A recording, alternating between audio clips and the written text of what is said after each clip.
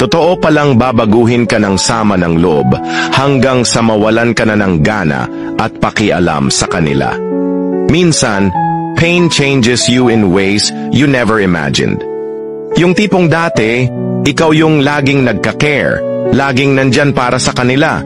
Pero dumating yung point na parang naubos ka na. Hindi dahil ayaw mo na, pero kasi napagod ka na sa paulit-ulit na sakit. Totoo nga pala yung sabi nila, pain can transform even the kindest hearts into silent, distant souls. Hirap magpanggap na okay ka pa rin.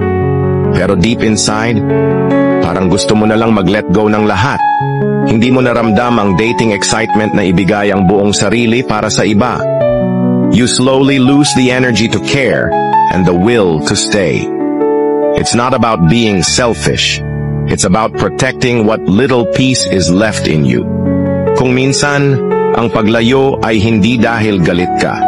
It's simply because you're choosing yourself for once.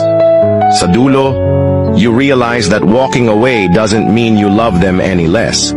Mahal mo pa rin sila, pero mas mahal mo na ngayon ang sarili mo. Ang sakit ay hindi para manatili sa puso. It's meant to teach you to value yourself. At kung sino man ang tunay na nagmamahal sa'yo, they will understand why you needed to let go.